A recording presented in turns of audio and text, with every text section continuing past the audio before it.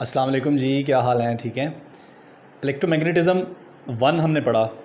उसमें हमने देखा इलेक्ट्रिक फील्ड के करंट्स के मैग्नेटिक इफ़ेक्ट्स, यानी कि जब करंट होता है कहीं पर भी, चार्जेस फ्लो करते हैं तो with uniform speeds they have magnetic fields around them. तो पिछला जो हमारा चैप्टर था वो करंट के मैग्नेटिक इफ़ेक्ट्स के बारे में था। अब जो ये हमारा चैप्टर है इसमें हम सोर्सेज ऑफ मैग्नेटिक फील्ड भी देखेंगे, यानी कि हमारे पास जो डिफरेंट करंट डिस्ट्रीब्यूशंस हैं उन करंट डिस्ट्रीब्यूशंस की वजह से जो मैग्नेटिक फील्ड होता है उस मैग्नेटिक फील्ड को कैसे कैलकुलेट किया जाता है उसको हम देखेंगे। और उसके बाद हम इलेक्ट्रोमैग्नेटिक इंडक्शन में फैराडे लॉ और लेंज लॉ को भी स्टडी करेंगे। तो स्टार्ट करते हैं जी फ्रॉम फर्स्ट स्लाइड। तो अम्पेयर्स लॉ को स्टार्ट करने से पहले सबसे पहले हमारे पास है जी बायोट-सवार्ट लॉ। ठीक है जी। तो बायोट-सवार्ट लॉ जो है ये क्या है और हम इसको क्यों इस्तेमाल करते हैं। ये जो हमारा लॉ है, magnetic fields of currents can be mapped by Biot-Savart law and we can find the magnetic field of any current। यानी कि हमारे पास किसी भी तरह की करंट डिस्ट्रीब्यूशन है, चाहे हमारे पास एक स्ट्रेट कंडक्टर है या हमारे पास एक कर्व्ड कंडक्टर है या हमारे पास एक कंडक्टिंग प्लेन है, ठीक है। तो डिफरेंट तरह के जो कंडक्टर्स होते हैं उनमें जो करंट की डिस्ट्रीब्यूशंस हैं उन डिफरेंट डिस्ट्रीब्यूशंस की वजह से किस तरह से किसी आर्बिट्रेरी पॉइंट के ऊपर मैग्नेटिक फील्ड बनता है उसको हम कैलकुलेट कर सकते हैं with the help of बायोट-सवार्ट law. अब देखिए थोड़ा सा पीछे चलें, ठीक है, इलेक्ट्रोस्टैटिक के ऊपर। वहाँ पर हमने दो लॉज को स्टडी किया। किसी भी पॉइंट के ऊपर जो हमारी चार्ज डिस्ट्रीब्यूशन होती थी उस चार्ज डिस्ट्रीब्यूशन की वजह से किसी भी पॉइंट पर जो इलेक्ट्रिक फील्ड बनता था उस इलेक्ट्रिक फील्ड को कैलकुलेट करने के लिए हम दो तरह के लॉज को यूज़ करते थे। एक हमारे पास था कूलम्स लॉ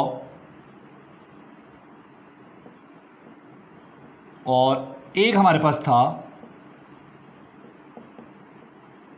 गॉसेस लॉ। अब इन दोनों में डिफरेंस क्या था। जो कूलम लॉ है वो हम किसी भी तरह की सिमेट्रीज पर अप्लाई कर सकते हैं, लेकिन जो गॉसेस लॉ है it can only be applicable to highly symmetric situations, यानी कि जहाँ पर हमारी जो डिस्ट्रीब्यूशंस हैं वो हाईली सिमेट्रिक हैं। तो हाईली सिमेट्रिक डिस्ट्रीब्यूशंस के लिए या हाईली सिमेट्रिक केसेस के लिए हम इस्तेमाल करते थे Gauss's law to find electric field intensity. यानी कि इलेक्ट्रिक फील्ड इंटेंसिटी वैसे तो गॉसेस लॉ से भी फाइंड की जा सकती है और कूलम लॉ से भी फाइंड की जा सकती है, लेकिन अगर हमारे पास सिचुएशंस हाईली सिमेट्रिक हों तो ही हम गॉसेस लॉ अप्लाई कर सकते हैं, अदरवाइज अप्लाई नहीं कर सकते। लेकिन कूलम लॉ को हम हर तरह की सिचुएशन में अप्लाई कर सकते हैं। अब अगर आप आ जाएं मैग्नेटिक फील्ड्स के अंदर, ठीक है, जिस तरह इलेक्ट्रोस्टैटिक के अंदर हमने देखा ये दो लॉज हमारे पास थे। अगर आप मैग्नेटिक फील्ड्स के अंदर आ जाएं तो मैग्नेटिक फील्ड के अंदर जो हमारी करंट डिस्ट्रीब्यूशंस होती हैं, इलेक्ट्रिक फील्ड्स के अंदर हमारे पास क्या था, हमारे पास थी चार्ज डिस्ट्रीब्यूशन, यहाँ पर हमारे पास है करंट डिस्ट्रीब्यूशन।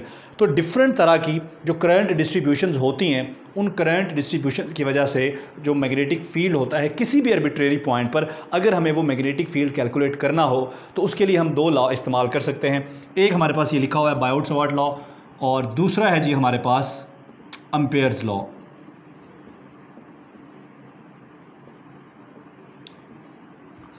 अब यहाँ पर भी वही क्वेश्चन आता है हमारे जहन में कि हम अम्पेयर्स लॉ क्यों इस्तेमाल कर रहे हैं। ठीक है, तो अम्पेयर्स लॉ जो है ये हम इस्तेमाल करते हैं फॉर हाईली सिमेट्रिक सिचुएशंस। तो ampere law is used in highly symmetric situations. ठीक है, तो ये इन दोनों में डिफरेंस है। तो अगर हमारे पास सिचुएशन सिमेट्रिक नहीं है, लाइक मेरे पास कोई इस तरह की वायर है, ठीक है जी,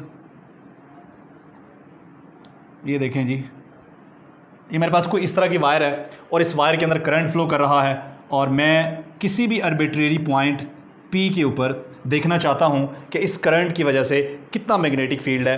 तो लेट सपोज कि इसमें ये करंट फ्लो कर रहा है, ठीक है, और मैं इस वायर का कुछ लेंथ एलिमेंट, ठीक है जी, DS, ये मैं सेलेक्ट कर लेता हूँ, इतना सा लेंथ एलिमेंट, ठीक है जी। तो ये एक डिस्प्लेसमेंट बन जाएगा, इसलिए मैंने इसके ऊपर वेक्टर लगा दिया।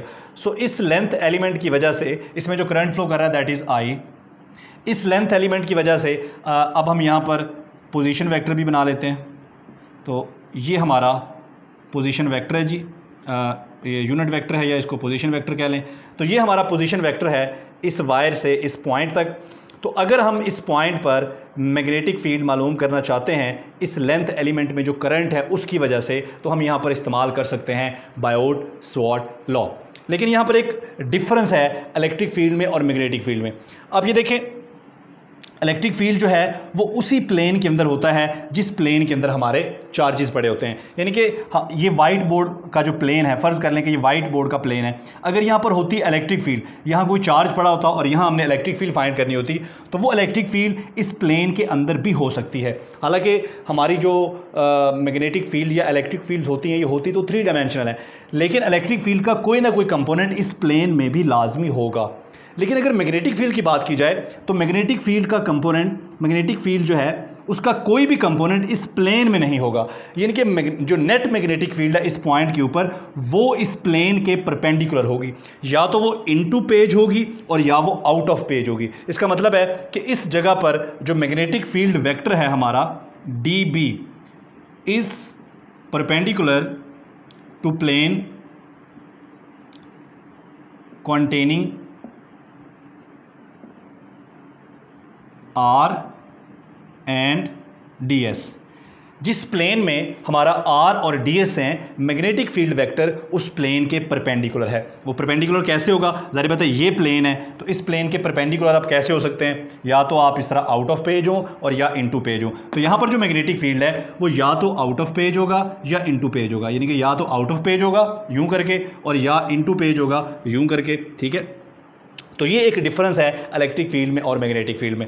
अब क्वेश्चन ये है कि यहाँ पर जो मैग्नेटिक फील्ड है, ये बायोट और सवार्ट 2 अलग साइंटिस्ट थे, इन्होंने ये मैग्नेटिक फील्ड किस तरह से कैलकुलेट किया और अपनी जो फाइंडिंग्स थी उनको एक मैथमेटिकल फार्मूला की शक्ल में प्रेजेंट किया। तो देखते हैं कि वो मैथमेटिकल इक्वेशन क्या है। तो नेक्स्ट स्लाइड पर हमारे पास वो मैथमेटिकल इक्वेशन है।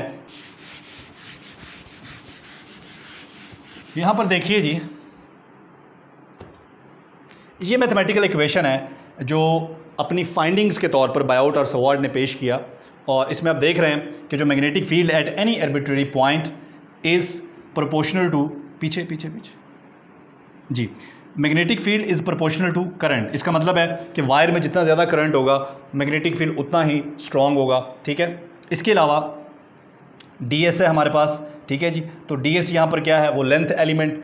तो मैग्नेटिक फील्ड वेक्टर उस लेंथ एलिमेंट के भी परपेंडिकुलर है। ठीक है, इसका मतलब है अगर वो लेंथ एलिमेंट ज़्यादा होगा, ठीक है, उसका मैग्नीट्यूड ज़्यादा होगा, तो हमारा मैग्नेटिक फील्ड भी स्ट्रॉन्ग होगा। लेकिन मैग्नेटिक फील्ड जो है that is inversely proportional to the square of the distance. ठीक है, वो जो पॉइंट हमने पीछे बनाया था, उस पॉइंट और उस वायर के दरमियान जो डिस्टेंस था वो R था। सो मैग्नेटिक फील्ड भी अगर हम कोई आर्बिट्रेरी सिचुएशन लें तो उस आर्बिट्रेरी सिचुएशन में हमारा मैग्नेटिक फील्ड भी इन्वर्सली प्रोपोर्शनल है टू द डिस्टेंस और to the square of the distance.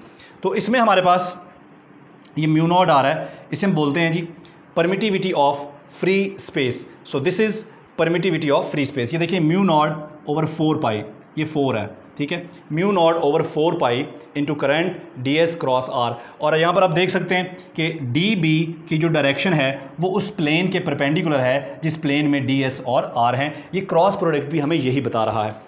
सो ये जो म्यू नॉट है इसको बोलते हैं परमिटिविटी ऑफ फ्री स्पेस, और इसकी जो वैल्यू है that is 4 pi into 10⁻⁻⁷ Tesla. ठीक है, ये यूनिट जो है ये हमारा गलत है यहाँ पर। ठीक है, सो अगर हम इस यूनिट को कैलकुलेट करें, ये म्यू नॉट जो है ये हमारा पर एमिबिलिटी ऑफ फ्री स्पेस है।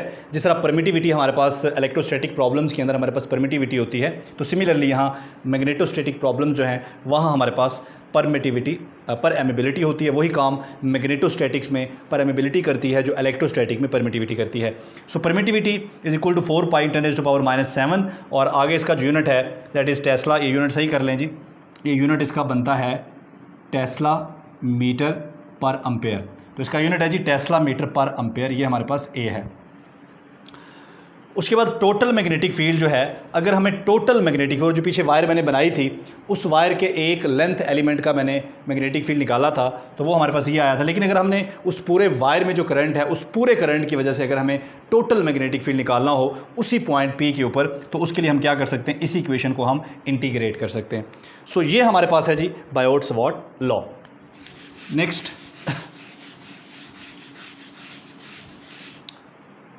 नेक्स्ट हमारे पास है जी, remember field vector is perpendicular, ये बात भी हो गई है जी, ये भी हो गया है जी, ये भी हो गया है। Field due to isolated wire carrying a current can not be found by Biot Savart law, ठीक है जी, यहाँ पर भी ये बायोट-सवार्ट लॉ है। अब देखिए, हमने इलेक्ट्रोस्टैटिक प्रॉब्लम्स में पढ़ा था कि अगर हमारे पास एक आइसोलेटेड चार्ज हो, एक सिंगल आइसोलेटेड चार्ज पड़ा हो कहीं पर, तो उसकी वजह से भी इलेक्ट्रिक फील्ड हम कैलकुलेट कर सकते हैं किसी भी आर्बिट्रेरी पॉइंट P के ऊपर। यहाँ पर कोई भी आर्बिट्रेरी पॉइंट P ले लें तो वहाँ पर हम इलेक्ट्रिक फील्ड की वैल्यू कैलकुलेट कर सकते हैं। लेकिन मैग्नेटोस्टैटिक प्रॉब्लम्स में ऐसा नहीं होता, हम किसी आइसोलेटेड कंडक्टर का मैग्नेटिक फील्ड कैलकुलेट नहीं कर सकते। ज़रूरी है कि वो कंडक्टर जो है उसमें जो करंट है वो एक्सटेंडेड हो। तो अगर हमारे पास एक्सटेंडेड कंडक्टर है तो उस सूरत में उसका मैग्नेटिक फील्ड फाइंड आउट किया जा सकता है, लेकिन अगर वो आइसोलेटेड कंडक्टर है तो उसका मैग्नेटिक फील्ड फाइंड नहीं किया जा सकता। नेक्स्ट जी, field due to a thin straight conductor. हमारे पास अगर एक थिन स्ट्रेट कंडक्टर हो, लेट सपोज कि हमारे पास ये एक थिन कंडक्टर है और बिल्कुल स्ट्रेट है, इस कंडक्टर की वजह से किसी आर्बिट्रेरी पॉइंट P के ऊपर अगर हम मैग्नेटिक फील्ड निकालना चाहें, अब देखें ये पॉइंट जो है ये उस लाइन के ऊपर वाक़या है जो लाइन इसके एक्सिस में से गुजर रही है, यानी कि ये एक्सियल लाइन है इस कंडक्टर के लिए। सो इस एक्सियल लाइन के ऊपर एक पॉइंट P है, उस पॉइंट P का इसके सेंटर से जो डिस्टेंस है दैट इज़ A, और यहाँ पर हम एक लेंथ एलिमेंट बना लेते हैं। तो ये हमारे पास एक लेंथ एलिमेंट है ds, और इसके अंदर जो करंट है वो इस डायरेक्शन में है I, ठीक है जी। अब इस लेंथ एलिमेंट में जो करंट है उस करंट की वजह से इस पॉइंट पर जो मैग्नेटिक फील्ड है R, यहाँ पर पोजीशन वेक्टर बना लें, तो जो भी मैग्नेटिक फील्ड है वो magnetic field can be calculated by this formula μ0I/2πa। अब यहाँ पर देखें, मैग्नेटिक फील्ड स्क्वायर से इन्वर्सली प्रोपोर्शनल नहीं है, बल्कि सिंपली डिस्टेंस के साथ वेरी हो रही है। चूंकि ये डिस्टेंस जो है ये एक्सियल लाइन का डिस्टेंस है, ये पॉइंट एक्सियल लाइन के ऊपर है, तो इस पॉइंट का इसके सेंटर से जो डिस्टेंस है वो a है, और इस डिस्टेंस के साथ यहाँ पर जो b का रिलेशन है ये सिंपली इन्वर्स रिलेशन है, ये इन्वर्स स्क्वायर रिलेशन नहीं है। इसका मतलब है कि जो जो a बढ़ेगा आप इस पॉइंट से दूर चलते जाओगे, ठीक है, उसके साथ मैग्नेटिक फील्ड की वैल्यू क्या होती जाएगी, कम होती जाएगी, जो कि एक यूजुअल बिहेवियर है। जब भी आप सोर्स से दूर हटते जाएंगे तो आपकी जो मैग्नेटिक फील्ड का मैग्नीट्यूड है वो वीक होता जाएगा, वो कम होता जाएगा, या दूसरे लफ्जों में मैग्नेटिक फील्ड वीक होता जाएगा। ये एक नॉर्मल बिहेवियर है मैग्नेटिक फील्ड का भी और इलेक्ट्रिक फील्ड का भी। सो नेक्स्ट देखते हैं जी हमारे पास क्या है। ये सारी जो हम पढ़ रहे हैं ये सारी हमारी एप्लीकेशंस हैं किसकी, बायोट-सवार्ट लॉ की। तो हमारे पास है जी magnetic field due to electron and positive charge. अगर हमारे पास एक इलेक्ट्रॉन हो, लेट सपोज हमारे पास एक इलेक्ट्रॉन है और वो रिवॉल्व कर रहा है इन अ सर्कुलर पाथ, बिल्कुल ऐसे जैसे एक एटम के ऑर्बिट में हमारे पास जो एक आइडियल सिचुएशन होती है, वैसे ऑर्बिट ऐसे होते नहीं हैं, लेकिन एक आइडियल सिचुएशन में हम कहते हैं कि इलेक्ट्रॉन जो है वो एटम के अराउंड रिवॉल्व करता है एक सर्कुलर पाथ में। तो इसको आप एक करंट लूप कह सकते हो ना, तो ये एक करंट लूप बना रहा है। तो ये अगर करंट लूप है तो इस करंट का कोई ना कोई मैग्नेटिक फील्ड भी होगा। So if a positive charge is moving in a circular loop, magnetic field can be found bye right hand rule. Magnetic field कैसे आप निकाल सकते हैं, राइट हैंड रूल से, ठीक है। तो जिस डायरेक्शन में हमारा चार्ज पार्टिकल मूव कर रहा है उस डायरेक्शन में अपनी फिंगर्स को कर्ल करें, और थंब की जो डायरेक्शन है ये आपको बताएगी डायरेक्शन ऑफ मैग्नेटिक फील्ड। तो इसका मतलब है कि मैग्नेटिक फील्ड जो है वो आउट ऑफ पेज है, ठीक है जी। तो यहाँ पर हमने ये जो कंसिडरेशन किया है ये किया है ड्यू टू पॉजिटिव चार्ज, ठीक है। तो अगर पॉजिटिव चार्ज हमारे पास हो और वो एक लूप में मूव कर रहा हो तो उस सूरत में हमारा जो फील्ड है वो आउट ऑफ पेज होगा। लेकिन अगर इस पॉजिटिव चार्ज को रिप्लेस कर दें नेगेटिव चार्ज से तो ऑब्वियसली फिर मैग्नेटिक फील्ड की डायरेक्शन भी चेंज हो जाएगी, क्योंकि चार्ज का मैग्नीट्यूड, चार्ज का जो साइन है वो चेंज हो जाएगा। मैग्नीट्यूड वही रखें चाहे साइन चेंज हो जाएगा, उसकी वजह से मैग्नेटिक फील्ड की डायरेक्शन भी चेंज हो जाएगी। सो नेक्स्ट देखें जी, magnetic field due to a curve wire. अब देखिए हमारे पास एक कर्व्ड वायर है, लेट सपोज कि इस तरह का कोई केस है हमारे पास, ठीक है। ये देखें जी, ये हमारे पास एक कर्व्ड वायर है, ठीक है। वायर का ये वाला पोर्शन जो है ये कर्व्ड है, ये स्ट्रेट है। अब इस कर्व्ड वायर की वजह से किसी पॉइंट P पर हम मैग्नेटिक फील्ड की वैल्यू निकालना चाहते हैं, तो सबसे पहले हम इसका रेडियस बता देते हैं जी। ये R जो है इसका रेडियस है, और यहाँ पर हम कोई लेंथ एलिमेंट कंसिडर कर लेते हैं। ये हमारा लेंथ एलिमेंट है ds, ठीक है। इस लेंथ एलिमेंट से यहाँ इस पॉइंट तक हम एक पोजीशन वेक्टर भी बना लेते हैं।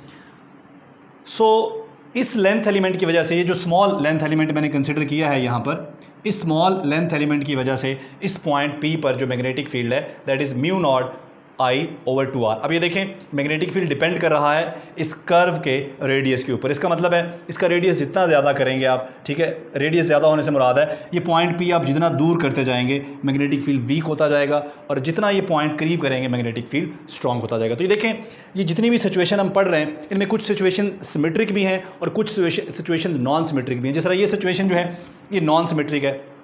इससे पहले शुरू में हमने एक वायर देखी वो भी नॉन सिमेट्रिक थी। इस तरह से हमने एक स्ट्रेट कंडक्टर देखा वो सिमेट्रिक था। सो बायोट-सवार्ट लॉ जो है इसकी मदद से हम magnetic field intensity find out कर सकते हैं एट एनी पॉइंट, चाहे सिचुएशन सिमेट्रिक हो या नॉन सिमेट्रिक हो। नेक्स्ट देखें जी field on aerial line of current carrying loop. अगर हमारे पास एक करंट कैरिंग लूप हो, ठीक है जी, हमारे पास इस फॉर्म में एक करंट कैरिंग लूप हो और इस लूप के अंदर से ये एक लाइन पास हो रही है जी, ये लाइन कहलाएगी इसकी एक्सियल लाइन, ठीक है जी, ये लाइन कहलाएगी इसकी एरियल लाइन या एक्सियल लाइन, क्योंकि ये इसके रेडियस के अलोंग है, इसके सेंटर में से पास हो रही है। इसको आप बिल्कुल ऐसे समझ सकते हैं कि ऐसे ये रिंग है आपका और रिंग में से ये लाइन यूँ करके पास हो रही है, ठीक हो गया। तो इस लाइन के ऊपर आप कोई भी पॉइंट कंसिडर कर लें, ठीक है, ये करंट लूप है, इसमें करंट फ्लो कर रहा है और कोई भी आप यहाँ पर एक लेंथ एलिमेंट सेलेक्ट कर लें। लेट सपोज कि ये हमारा लेंथ एलिमेंट है ये वाला, इसको DS बोल लें और यहाँ पर आप पॉइंट P ले लें, ये पोजीशन वेक्टर हो गया R। तो इस पॉइंट पर जो मैग्नेटिक फील्ड है that is mu naught I/r³। R इसका रेडियस है जी, R इसका रेडियस है, कैपिटल R इसके बराबर है। If R is very very large as compare to R, यानी कि अगर ये पॉइंट बहुत ज़्यादा दूर हो, अगर ये बहुत ज़्यादा दूर होगा तो हमारा R जो है ये वेरी वेरी लार्ज हो जाएगा as compare to capital R। अगर ये सिचुएशन है तो आप कैपिटल R को निगलेक्ट कर सकते हैं। अगर इसको निगलेक्ट करके सिंप्लीफाई करें तो हमारे पास ये सिचुएशन बनती है। इसी तरह से अगर आप सेंटर ऑफ लूप पे जाएं तो सेंटर ऑफ लूप पे हमारा ये जो R है ये 0 हो जाएगा।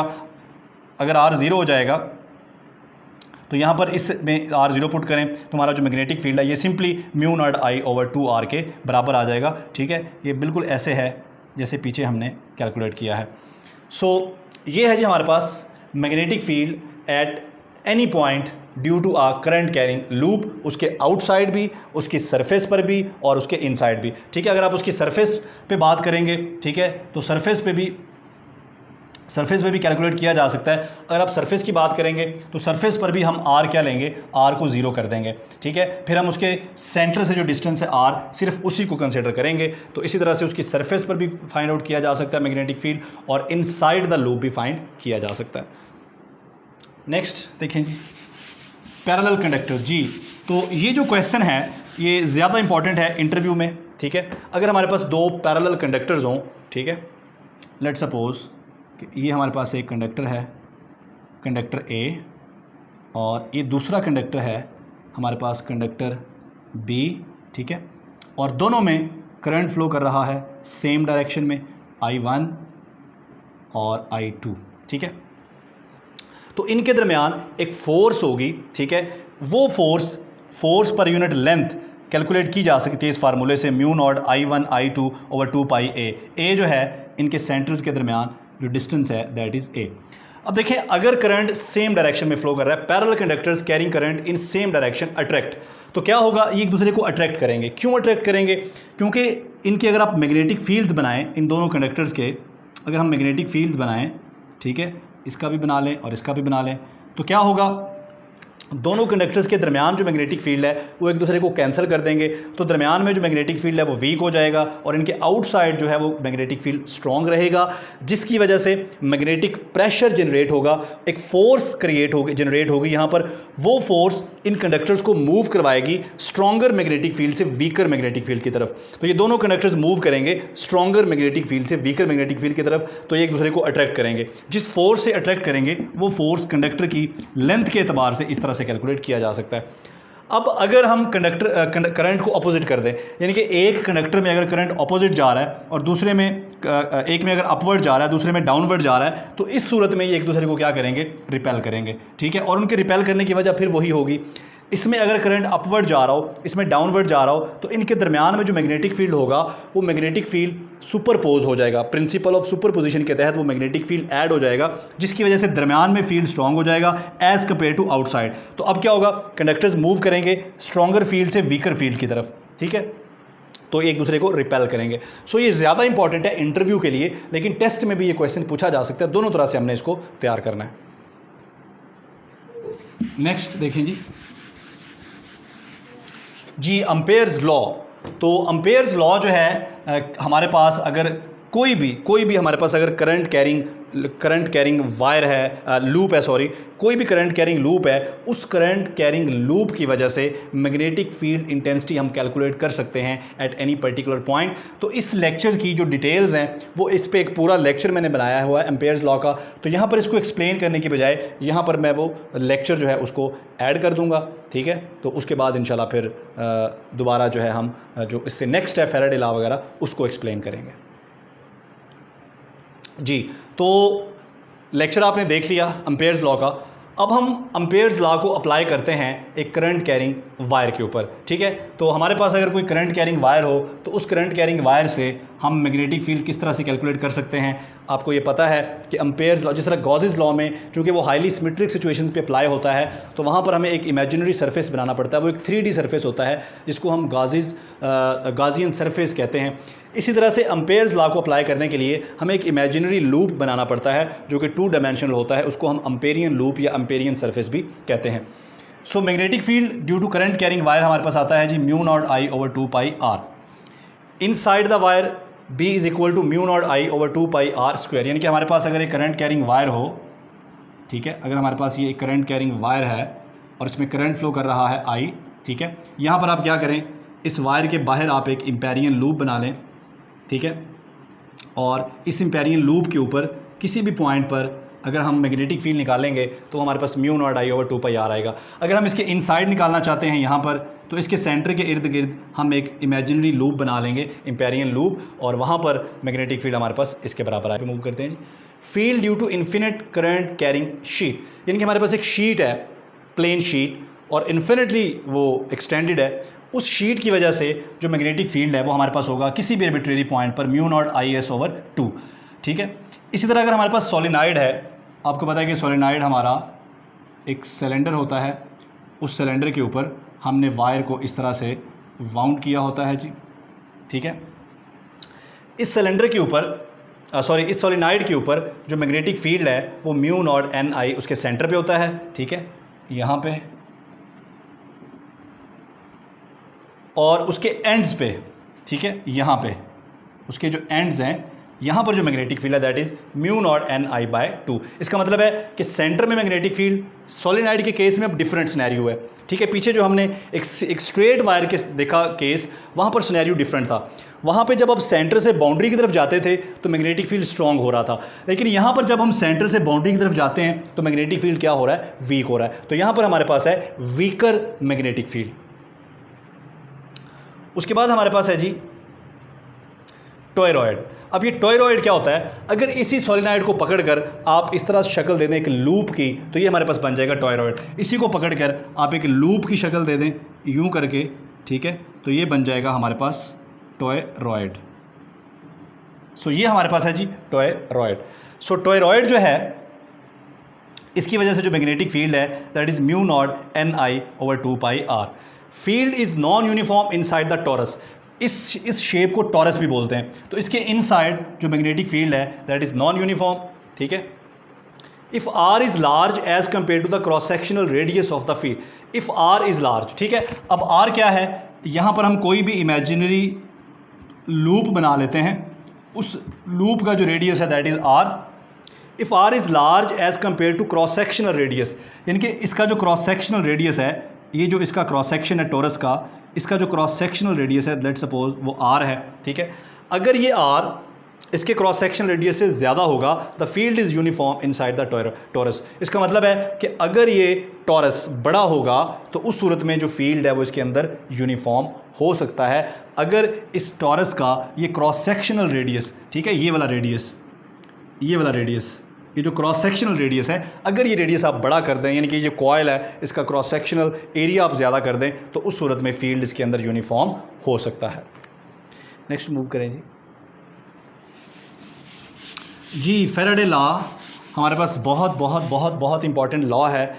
अब हमारे पास शुरू हो गया है जी इलेक्ट्रोमैग्नेटिक इंडक्शन। हमने देखा कि करंट के मैग्नेटिक इफेक्ट्स होते हैं, उन मैग्नेटिक इफेक्ट्स को हम कैलकुलेट कर सकते हैं, वो हमने देखा बायोट्स-वाट लॉ में और एम्पेयर लॉ में। अब चेंजिंग करंट्स जो हैं चेंजिंग मैग्नेटिक फील्ड जो हैं ये करंट प्रोड्यूस करते हैं। जिस तरह हमने पीछे पढ़ा कि करंट प्रोड्यूस करते हैं मैग्नेटिक फील्ड्स, इस तरह से मैग्नेटिक फील्ड्स करंट प्रोड्यूस कर सकते हैं। यानी कि अगर हमारे पास किसी भी रीजन से, लेट सपोज कि ये हमारे पास एक लूप ऑफ वायर है, इस लूप ऑफ वायर से गुजरने वाला मैग्नेटिक फ्लक्स अगर चेंज हो जाए तो मैग्नेटिक फ्लक्स के चेंज होने से इसके अंदर प्रोड्यूस हो जाएगा एक ईएमएफ, जिसको हम कहेंगे इंड्यूस ईएमएफ, और उस इंड्यूस ईएमएफ की वजह से इसके अंदर करंट प्रोड्यूस होता है, जिसको हम इंड्यूस करंट कहते हैं। अब वो जो इंड्यूस करंट इसके अंदर पैदा हुआ, जाहिर बात है कि जब भी कहीं करंट होगा मैग्नेटिक फील्ड होगा, तो अगर इसमें इंड्यूस करंट प्रोड्यूस हो गया तो उस इंड्यूस करंट का भी एक मैग्नेटिक फील्ड होगा, वो मैग्नेटिक फील्ड कहलाएगा इंड्यूस मैग्नेटिक फील्ड, और ये मैग्नेटिक फील्ड जिसका फ्लक्स चेंज हो रहा है ये कहलाएगा external magnetic field. The EMF induced in a circuit is directly proportional to the time rate of change of magnetic flux। ठीक है, तो ये हमारे पास फ्लक्स है, ये F नहीं है, ये फ्लक्स है। सो अगर हमारे पास let suppose d phi over D T, यानी कि rate of change of flux, अगर ये फ्लक्स हमारा इसमें टाइम रेट ऑफ चेंज है, यानी कि टाइम के साथ इस फ्लक्स में चेंज आ रहा है, तो इसकी वजह से प्रोड्यूस होगा एक EMF जिसे कहेंगे इंड्यूस EMF, और इसको हम लिख सकते हैं एक इक्वेशन की शक्ल में, जिस इक्वेशन को हम कहते हैं फैराडे लॉ। इसमें ये जो माइनस का निशान आ रहा है, this is due to Lenz law, this is according to the law of conservation of energy. So ये हम आगे चल के इसको एक्सप्लेन करेंगे, इस माइनस के साइन को। तो यहाँ पर अगर मैं इसको सिंप्लीफाई करूँ इस इक्वेशन को, तो ये इक्वेशन हमारे पास आती है माइनस डी फाई, आपको पता है किसके बराबर होता है, फाई होता है B A cos theta over D t. अब इस इक्वेशन को मैं मुख्तलिफ तरह से लिख सकता हूँ। मैं इसको लिख सकता हूँ D B over D T, यानी कि इसमें से गुजरने वाला जो फ्लक्स है, अगर वो फ्लक्स टाइम के साथ साथ चेंज हो, इसे कहते हैं टाइम वेरिंग मैग्नेटिक फील्ड। यानी कि इस लूप के ऊपर हमने कोई ऐसा मैग्नेटिक फील्ड अप्लाई किया हुआ है जो टाइम वेरिंग मैग्नेटिक फील्ड है, यानी कि उस मैग्नेटिक फील्ड में टाइम के साथ साथ चेंज आ रहा है, तो उस सूरत में इसमें से गुजरने वाला फ्लक्स जो है वो चेंज होगा और इंड्यूस EMF पैदा हो जाएगा। एक मेथड तो हमारे पास ये बन गया इस इक्वेशन के मुताबिक। दूसरा मेथड ये है, मैं इसको लिख सकता हूँ D A over D T, यानी कि इस लूप का जो एरिया है अगर उसमें टाइम के साथ साथ चेंज है। अब वो कैसे चेंज आएगा, यानी कि मैं लूप को पकड़ूँ, लूप मेरे पास इस तरह का हो कि उसके एरिया को मैं कम या ज़्यादा कर सकूँ, यानी कि लूप को पकड़ के मैं कम करूं या ज़्यादा करूं। या दूसरा आसान तरीका ये है कि मैं उस लूप को घुमाना शुरू कर दूं। ठीक है, अगर मैं उस लूप को इस तरह से रोटेट करना शुरू कर दूं, तो टाइम के साथ साथ अगर मैं इस लूप को रोटेट करूंगा तो इस लूप को रोटेट करने से इसमें से गुजरने वाला जो मैग्नेटिक फ्लक्स है वो चेंज होगा, यानी कि मैं एरिया को चेंज कर रहा हूँ विद टाइम। देखें यहाँ पर एरिया ऑफ लूप जो है मैग्नेटिक फील्ड के बिल्कुल परपेंडिकुलर है, यहाँ पर वो टिल्ट हो गया, यहाँ पर वो पैरेलल हो गया मैग्नेटिक फ्लक्स के। सो इस एरिया को इस तरह रोटेट करने से इसमें से गुजरने वाला फ्लक्स जो है वो चेंज हो रहा है, क्योंकि इस एरिया में चेंज आ रहा है, ये एरिया टाइम के साथ साथ चेंज हो रहा है। एरिया से मुराद क्या है, वो एरिया जो मैग्नेटिक फ्लक्स को फेस कर रहा है उसमें टाइम के साथ साथ चेंज आ रहा है। सो ये एक और मेथड है मैग्नेटिक फ्लक्स को चेंज करने का। मकसद ये है कि हमने हर तरह से कोई भी मेथड आप यूज़ करें, आपने मैग्नेटिक फ्लक्स चेंज करना है। जब भी मैग्नेटिक फ्लक्स चेंज होगा कॉइल में से, तो उसमें इंड्यूस EMF पैदा हो जाएगा जो इंड्यूस करंट पैदा करेगा। अच्छा, इसको मैं ऐसे भी लिख सकता हूँ, एक और भी मेथड है D cos theta by D T, यानी कि मैं ये एंगल चेंज करूँ। ये कौन सा एंगल है, बेसिकली ये एंगल है इस लूप के प्लेन। लेट सपोज कि ये लूप जो है इस तरह से पड़ा है, ठीक है, इस लूप का, और इस तरह से ये मेरे पास थोड़ा सा और इसको हम ऐसे कर लेते हैं जी, टिल्ट, ठीक है, ये इस लूप का प्लेन है और ये आ रही है मेरे पास मैग्नेटिक फील्ड लाइन, ठीक है जी, ये मेरे पास मैग्नेटिक फील्ड। अब इसका जो नॉर्मल है, ठीक है, इसका जो प्लेन है उस प्लेन का जो नॉर्मल है वो नॉर्मल जो एंगल बना रहा है मैग्नेटिक फील्ड लाइन के साथ वो थीटा है। अगर आप उस एंगल को चेंज करेंगे टाइम के साथ साथ, वही मेथड जो पहले हमने देखा कि अगर हम कॉइल को रोटेट करेंगे तो उसका जो नॉर्मल है, वो नॉर्मल का जो एंगल है मैग्नेटिक फील्ड लाइंस के साथ या मैग्नेटिक फ्लक्स के साथ, वो भी चेंज होगा और मैग्नेटिक फील्ड चेंज हो जाएगा। तो हम इनमें से कोई भी मेथड इस्तेमाल कर सकते हैं। हमने एट द एंड करना क्या है, एट द एंड करना हमने ये है कि किसी ना किसी तरीके से इसमें मैग्नेटिक फ्लक्स चेंज हो जाए। अगर मैग्नेटिक फ्लक्स चेंज हो गया तो इसमें इंड्यूस ईएमएफ प्रोड्यूस हो जाएगा। अच्छा जी, नेक्स्ट देखें जी।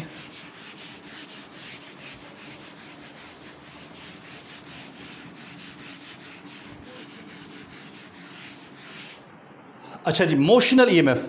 तो मैग्नेटिक फ्लक्स को चेंज करने का हमारे पास एक और भी मेथड है, और वो मेथड हमारे पास है जी मोशनल ईएमएफ। यानी कि हम क्या करें, हमारे पास कोई कंडक्टर है, ठीक है जी, फ़र्ज़ कर लें कि ये मेटल रेल्स हैं और इनके ऊपर हमने एक कंडक्टर रखा हुआ है, ठीक है, और यहाँ पर हमने कोई गैल्वानोमीटर अटैच कर दें करंट के पैसेज को डिटेक्ट करने के लिए, और यहाँ हमने एक मैग्नेटिक फील्ड अप्लाई किया हुआ है, that is into the page. यहाँ पर मैं एक फ़ोर्स लगाता हूँ और फोर्स लगाकर मैं इस कंडक्टर को यहाँ से इस तरह करके पुल करता हूँ। जो ही मैं इसको पुल करूँगा, देखें ये जो लूप है, इस लूप का एरिया बढ़ेगा। जब लूप का एरिया बढ़ेगा तो दूसरे लफ्ज़ों में आप ये कह सकते हैं कि फ्लक्स चेंज होगा। जब फ्लक्स चेंज होगा, इस कंडक्टर में से पास होने वाला फ्लक्स चेंज होगा, तो उस फ्लक्स के चेंज होने की वजह से एक इंड्यूस ईएमएफ प्रोड्यूस होगा, और वो इंड्यूस ईएमएफ जो है ये हमारे पास आएगा -BLV। इसमें B मैग्नेटिक फील्ड है, एक्सटर्नल मैग्नेटिक फील्ड, L इस कंडक्टर की लेंथ है और V इस कंडक्टर की स्पीड है, जिस स्पीड के साथ आप इसको मूव करवाएंगे। तो अब यहाँ पर हम इसकी मदद से हम करंट भी कैलकुलेट कर सकते हैं। तो करंट कैलकुलेट करने के लिए हमें यहाँ पर मैग्नीट्यूड लेना होगा इसका। जब मैग्नीट्यूड लेंगे तो ये माइनस का साइन जो है वो ख़त्म हो जाएगा। इस तरह हमारे पास रोटेटिंग बॉक्स भी हो सकता है। अगर हमारे पास एक बॉक्स हो, उसको हम ऐसे रोटेट कर रहे हो मैग्नेटिक फील्ड के अंदर, तो उसके अंदर भी ईएमएफ इंड्यूस हो जाएगा, वो इसके बराबर होगा।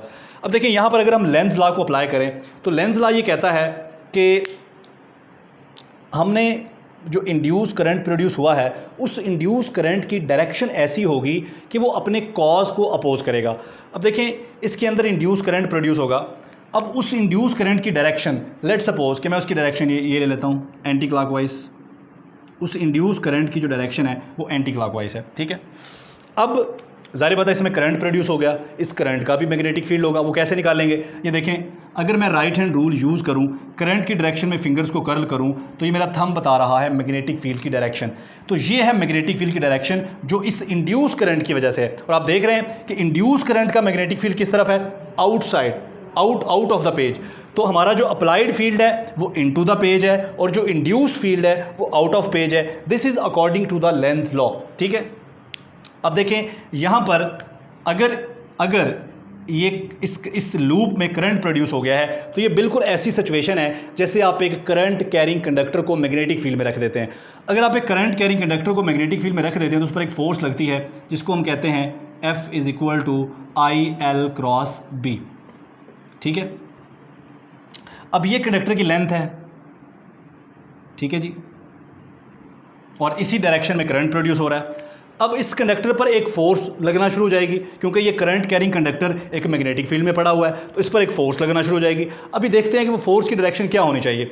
यहाँ पर हम Fleming left hand rule use कर सकते हैं। ये देखें, L×B के परपेंडिकुलर होगी डायरेक्शन। जिस प्लेन में L और B हैं उस प्लेन के परपेंडिकुलर होगी ये फोर्स। तो देखें यहाँ पर गौर करें, अगर ये L है, इसके मुताबिक ये L है, और B देखें, ये मेरा B है। B किस तरफ को है, इनटू द पेज, ठीक है। तो यहाँ पर आप गौर करें जी, ये B है इनटू द पेज, ठीक है, और ये मेरे पास क्या है, कंडक्टर की लेंथ है, यूं करके, यूं आप समझ लें, यूं।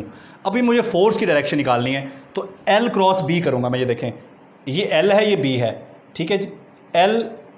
ये इसके मुताबिक ये मेरा L है और ये मेरा B है, बिल्कुल सही मैंने कहा। तो L×B करें यहाँ पर इस सिचुएशन में, L×B, तो मैग्नेटिक फोर्स की डायरेक्शन ये है। इसका मतलब है कि यहाँ पर इस करंट की वजह से, जो करंट इसमें इंड्यूस हुआ है, उसकी वजह से जो मैग्नेटिक फील्ड प्रोड्यूस हुआ, ठीक है, वो इस कंडक्टर पर फोर्स लगाएगा और वो फोर्स की डायरेक्शन ये होगी। तो this is according to the Lenz law. अगर हम एक्सटर्नल फोर्स इधर को लेके जा रहे हैं तो मैग्नेटिक फोर्स इसे वापस खींच रहा है, यानी कि हमने जो यहाँ पर हमारा जो करंट यहाँ पर प्रोड्यूस हुआ है उस करंट की डायरेक्शन ऐसी है कि उस करंट का जो मैग्नेटिक फील्ड है वो हमारे अप्लाइड मैग्नेटिक फील्ड को क्या कर रहा है, अपोज कर रहा है। तो ऐसा होना चाहिए। This is according to the law of conservation of energy. ठीक है, अगर ये मैग्नेटिक फोर्स इसी डायरेक्शन में हो जाती जिस डायरेक्शन में हमारी अप्लाइड फोर्स है, तो यहाँ पर इम्बैलेंस क्रिएट हो जाता और इस कंडक्टर में इस डायरेक्शन में एक एक्सेलरेशन प्रोड्यूस हो जाता। So this is the violation of law of conservation of energy, यानी कि आपने फ्रॉम नथिंग एनर्जी क्रिएट कर ली। तो यहाँ पर जब हम कंडक्टर को इस तरफ मूव करवाने की कोशिश कर रहे हैं तो यहाँ पर एक फोर्स प्रोड्यूस हो रही है जो कंडक्टर को वापस पुल कर रही है। सो ऐसा ही होना चाहिए ताकि एनर्जी का जो सोर्स है वो अननोन ना हो, ऐसा ना हो कि आप नथिंग से एनर्जी क्रिएट कर लें। सो अगर मैं कंडक्टर को वापस लाना शुरू कर दूं, इधर को खींचना शुरू कर दूं, तो मेरी मैग्नेटिक फोर्स जो है वो इस डायरेक्शन में हो जाएगी। ठीक है, यानी कि जो इंड्यूस करंट है उसकी डायरेक्शन हमेशा ऐसी रहेगी कि वो मैग्नेटिक फ्लक्स का जो चेंज है उसको हमेशा अपोज करेगा, और this is according to the law of conservation of energy, और ऐसा होना ही चाहिए। तो नेक्स्ट मूव करते हैं जी, लेंस लॉ को हमने एक्सप्लेन कर दिया जी। ठीक है जी, उसके बाद हमारे पास क्या है, उसके बाद हमारे पास है जी loop moving through a field. ठीक है, अगर हमारे पास कोई मैग्नेटिक फील्ड हो, लेट सपोज कि ये मैग्नेटिक फील्ड है इनटू द पेज, और इस फील्ड के अंदर हमारे पास कोई लूप है, वो लूप इसके अंदर हम इसको पुश कर रहे हैं यूं करके फोर्स लगाकर। जब ये लूप इसके अंदर मूव कर रहा है तो जाहिर बात है उसमें एक इंड्यूस्ड करंट पैदा हो गया है, एक इंड्यूस्ड इलेक्ट्रिक फील्ड पैदा हो गया है। तो वो जो इंड्यूस्ड इलेक्ट्रिक फील्ड है, changing magnetic field always produce electric field in space around it, even no loop is present in space to detect it. यानी कि अगर यहाँ पर कोई लूप अगर ना भी प्रेजेंट हो तो अगर मैग्नेटिक फ्लक्स चेंज हो रहा हो तो वहाँ पर इलेक्ट्रिक फील्ड लाजमी होगा। लेकिन यहाँ पर हमारे पास एक लूप भी है, एक कंप्लीट लूप है जिसकी मदद से हम इलेक्ट्रिक फील्ड को डिटेक्ट कर सकते हैं। तो according to Ampere's law and Faraday law, ये जो हमारा इस लूप के अंदर जो मैग्नेटिक फील्ड है that will be equal to -d∅/dt। ठीक है, तो ये फैराडे लॉ है हमारा।